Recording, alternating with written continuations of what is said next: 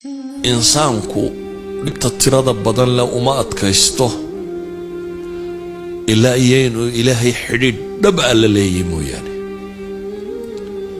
sawgeed baa waxaa la yidhi yaa ayuha almuzammilu qum illayla ilaa qaliila nisfahu aw inqus minhu qaliila aw zid calayhi warattil alqur'aana tartiila inna sanulqi calayka qawlan thaqiila inna naashi'ata alleyli hiya ashaddu wat'an wa aqwamu qiila. ilaahay wuxuu leeyahay kan isduuduubayow kac, ka isdadayow baa la yidhi kacoo ilaahay isu taag. markaad dhibi ku qabsato nolosha caadiga ah, haddii adigu aad iska qaadi kari weydo maxaad samaysaa? sida normalka bini aadamka lagu yaqaano waxa weeyaan inuu fakaro asxaabtiisii ciddii xidhiidh kala lahaa, war maanta yaad mushkiladan yaa ku caawin kara. maalan problem dhaqaalaha kugu dhacay, marka koowaad aad mushkiladda xalili karay waxaad odhanaysaa bartalo yaad wax ka soo amaata ama wax ku siiya.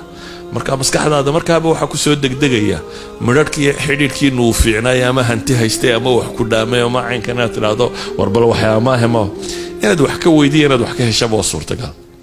qofka muslimka ee dhabta ahi markay dhibi ka hor timaado xalka koowaadee uu raadiyaa waxa weeyaan rabu samaawaati walarda inuu xidhiidh la sameeyo. man biyadihi malakuutu kullu shay, ilaaha gacantiisa wax waliba ku jiraan, albaabkiisa inuu garaaco. sawgeed baa nabi maxamed markay dhibtu ka hor timi ilaahay wuxuu leeyahay yaa ayuha almuzammilu qum illayla ilaa qaliila.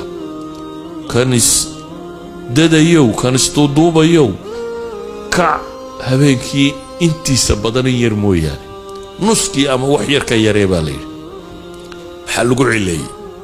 innaa sanulqi calayka qawlan thaqiila baa ilaah yidhi. war culus baa lagu dhiibayaa. dacwadan iyo diinkan iyo qur-aankan iyo sistamkan inaad qaaddaa arrin fudud maaha baa ilaahay leeyahy.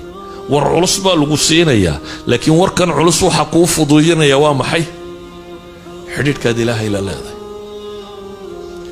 kullamaa xidhiidhkeennu rabbi la leenay uu daciifo, isbeddelka nolosheenna xagga xumi wuu degdegayaa. mar kasta uu xoogaysto xidhiidhkaad ilaahay la leedahayna xejisadaad xejisanaysa diinkaaga iyo waxaagu wuu xoogoobayaa. idan aayaadkan markaan isku soo daro anigoo raba inaan ra'yi guudun ka tilmaamo koobo waxa weeyaan in wax la barto oo diintaada can cilmin aad ku sugnaato, waayo shubahaadka kama jawaabi kartid ama ma ka noolaan kartid cilmi mooyaane. shubhada daliil baa kaa riixi kara, haddaanad daliil haysanin waad jabaysaa. idan cilmi inuu yahay laabud. shahawaadkana xidhiidhkaad ilaahay la leeday badnidiisaa riixa. inaad ilaahay xidhiidh badan la yeelato. faafinta diintuna environment bay kuu abuuraysaa aad ku dhex noolaan kartid.